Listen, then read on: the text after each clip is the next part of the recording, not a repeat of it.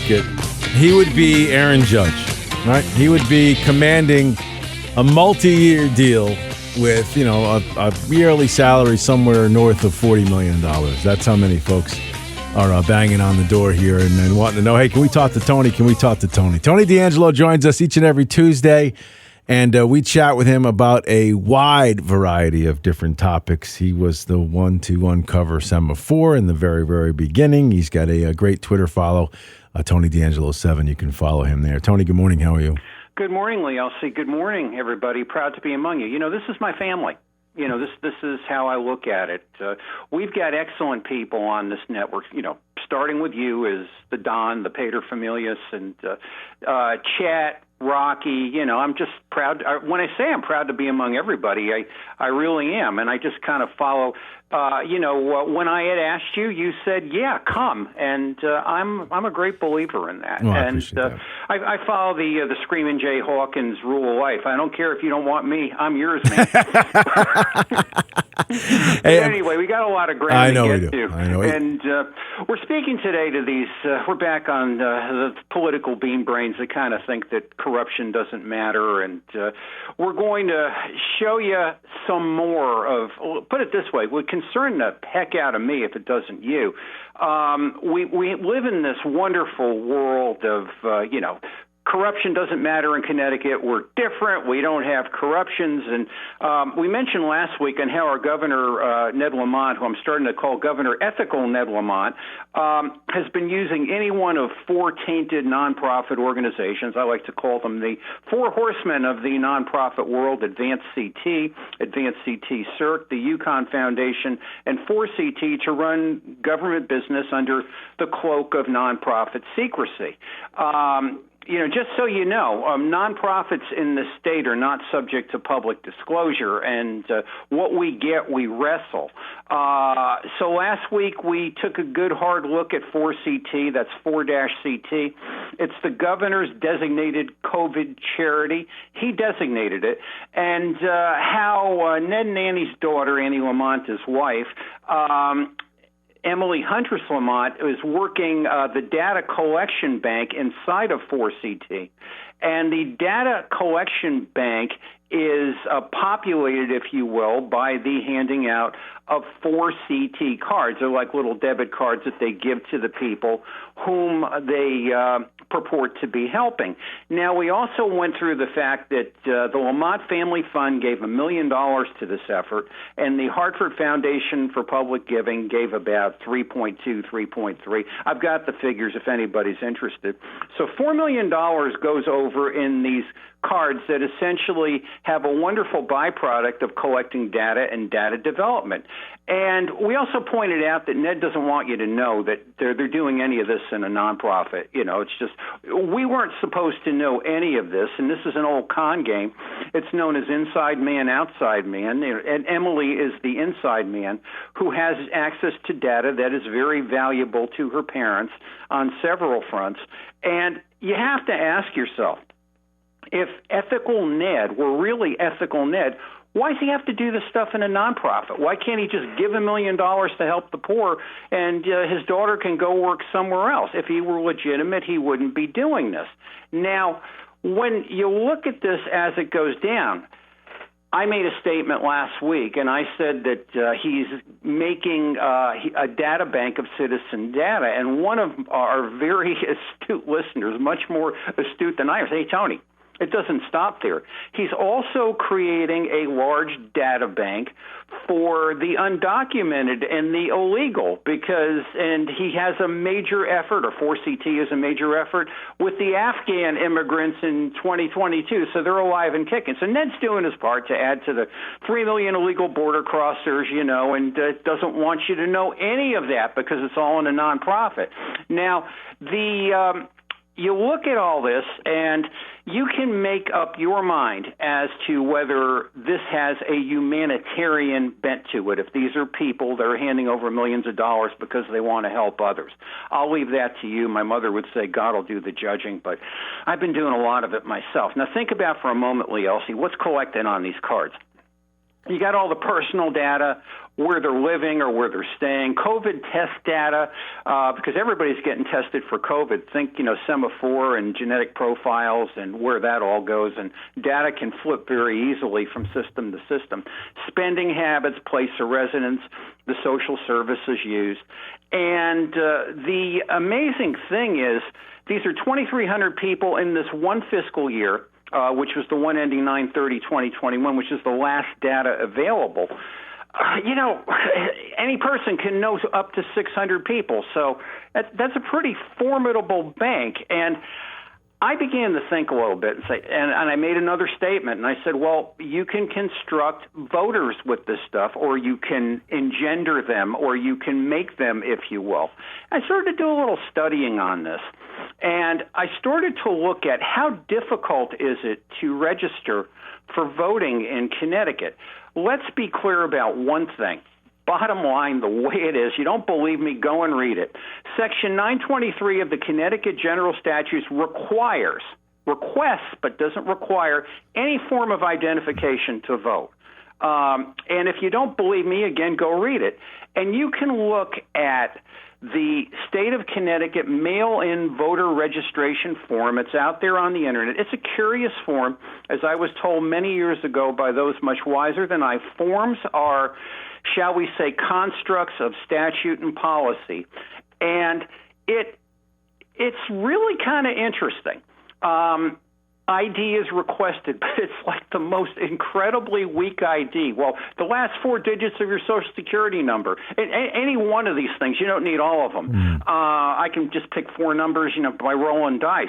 A copy of a current and valid photo ID. Well, I'll get that made up pretty easily. Copy of a current utility bill. Hey, I got a buddy at the utility. He could run one off for me. Bank statement, government check. Well, I can give you. I mean, if I were more artistically talented, there's a lot of government checks here that I collect for my clients, and I deposit them.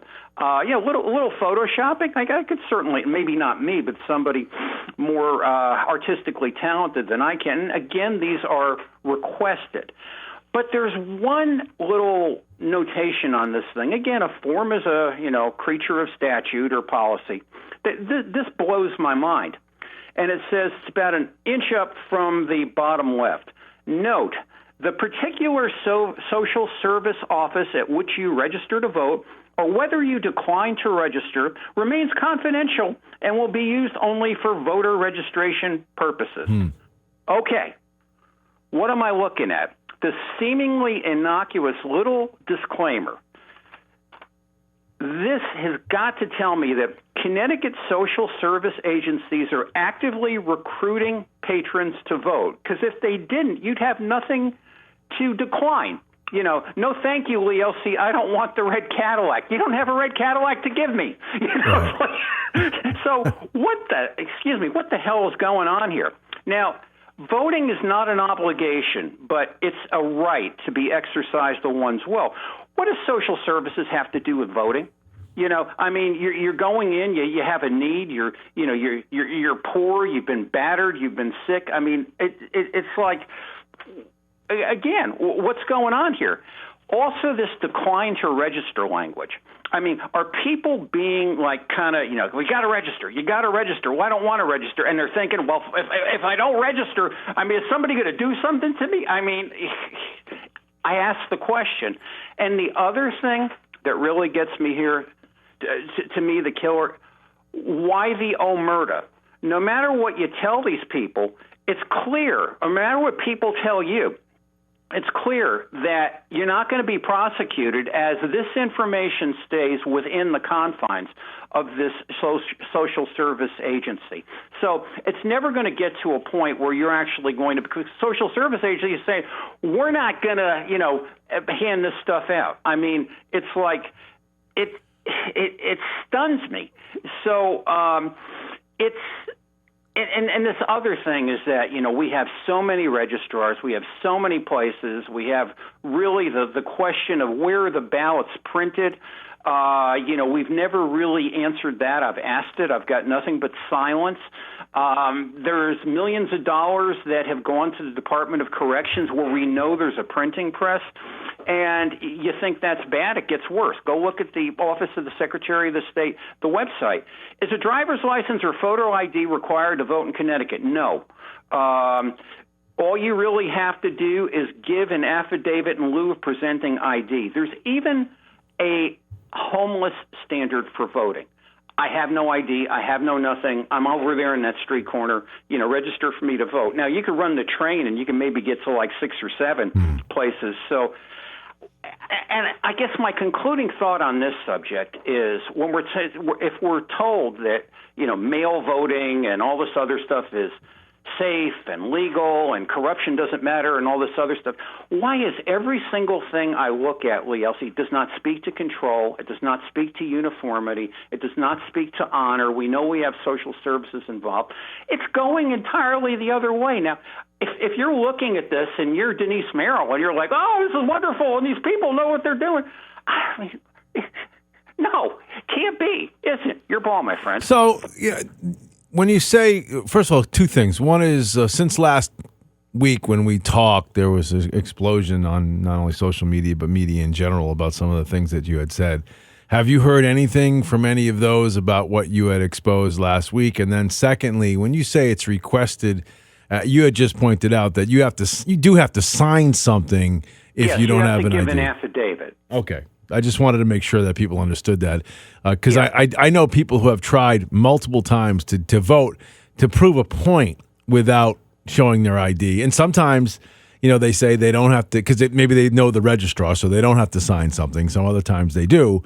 But they're not that I'm for it, but there is a process where you actually have to sign something if you don't have an ID. Do. Okay, I just wanted to make sure of that. But how about as far as from last time to this time? Anything that has come to your doorstep from what you exposed last week? Other than a lot of encouragement and a lot of warm thoughts from people saying, thank you for saying that, no, not a blessed word. And believe me, if I were a state Republican, if I were, I'd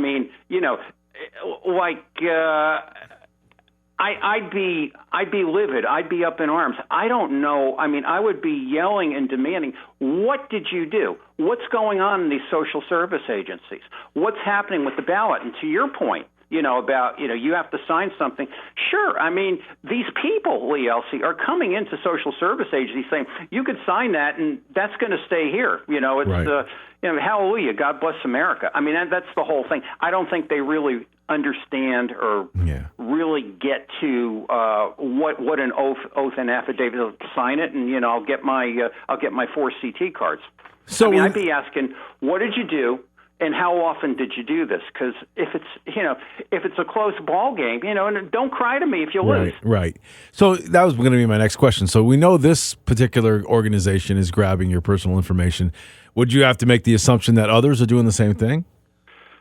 Well, it certainly gives to mind the fact that they could be, because we did not know that this nonprofit was involved. So why not 2 nonprofits? Well, that's my point. And nonprofits are like a spider web. A lot of times they all talk to each other, right? Oh yeah. It's a tight little island. There's no doubt about it. So you could have all this information being disseminated through. Oh, yeah. That's a scary thought where we are as far as away from public view. And it's a close ball game. And I, going back to where data can go and you can construct things. The social services thing just fries me. Why is voting relevant to, someone like a battered mother or somebody who's sick or poor or something like that? If I want to vote, I will go and I will register to vote. That should be an act of my will as a citizen. No one needs to offer me to vote. And I just found out, I didn't realize that did you know both sides send out countless absentee ballots? Did you know that? I didn't realize that happened here. Kathy and I got them. I thought it was only Democrats who did it. I actually found out yesterday that it was both sides who send these absentee ballots out, which I was a little bit surprised at. I do want to say real quick, there are a lot of nonprofit folks who listen, and they've been on the show in the past. I'd like to know if there's a dissenting point of view to some of the things that Tony is saying, I would love for you to either send me an email or if you'd like to come on and present that would be great because I would too. You know what I mean? Like to hear what they have to say. I would too. I mean, why is that language in the form? Right. All right, you said you might have a thing number 3. We have a couple seconds. Oh, yeah. Ned needs help. Wow. Ned is looking for people. Again, we're talking about voting and what could Ned do with data. What could people do? And Ned, a little while back, was looking for a deputy data director, and he had a job ad out. And one of the things that he said is this person must be fluent in something known as the NGP van. That's in capital letters. Vote builder. Neil, Gary, Peter, van, like, minivan, vote builder. And what is the NGP van vote builder? We've never talked about that. There's a pretty good article on Wikipedia about NGP van. They are an American privately owned voter database. They are favored by all the Democratic campaigns, the progressives, Act Blue, Shared Blue, and they are highly technical. You can read about them. They're math nerds. They do a lot of statistical modeling. They recruit a lot of young people. It's the supercalifragilisticexpialidocious database, and they're developing mathematical coefficients. And they have their modeling. They have their analysis. They're big fans of paper balloting. You can go on the internet. You read, paper balloting is the greatest thing in the world. And you know that they know what they need to do and what they would know the figure that they would need to create as far as paper ballots in order to get over in a given location. Now, they would know that figure. Are they dirty or not? Well, let's wait a moment. Now, I'm not a great believer in technology as the great solution to everything. I mean, I've seen more things wrecked by computer programs than I have people. But the one thing you have to do if you're coming against this is that Kellyanne Conway did a great job in 2016 getting Trump elected because she spotted him where he needed to go. You go here, you go there, you stay away from here. You've got to disturb that algorithm, that part of it that if they're thinking that 30% is coming out in Bridgeport for you, you got to give them 35. That's basically it. And how you get to that, I mean, you got to do some digging. But NGP van is not without questions and issues. The whole voter fraud and, is the vote legitimate in 2020 and, what exactly took place. I am of the belief of Colonel Simmons. There's always been voter fraud. The question is how much voter fraud. But I came across a couple of interesting articles on NGP van. One from American Thinker in 2021. And it's, I have it if anybody wants it. There's an organization called Electronic Software Systems involved in voting, and they claim their data was overwritten and interfered from by NGP van. Overriding, there's two functions in the voting, the timestamp voting and the votes exceed ballots function. Apparently somebody cracked that or somebody gave them the information, and that mechanical thing that's like, hey, wait a minute, you got you have this many ballots, but you got this many votes. Something's wrong. Let's check. That was overridden. I don't know the exact results of that election, but there's an interesting piece by Phil Klein, who's the director of the Thomas More Society and the Amistad Project, bought and sold for big tech gold.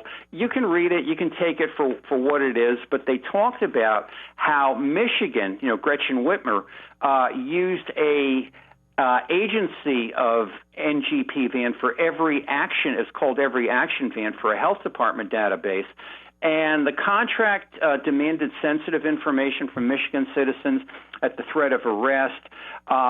People started screaming. There were FOIA requests and pointed to one guy, Ed Duggan, who was involved in this. Whitmer said, okay, the jig's up. We're trashing it. Now, of course, if this happened in Connecticut, it would all be happening in a nonprofit, and we wouldn't even know about it.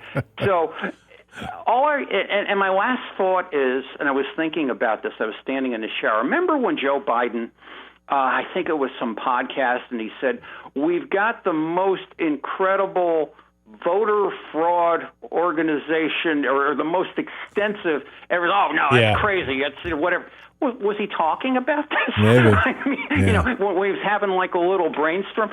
I don't know, but I mean, it kind of strange credulity for me, Lee Elci, to say that you've got this wonderful database, you're collecting all this data, and all you're really doing is statistical modeling, and there's a lot of money behind it.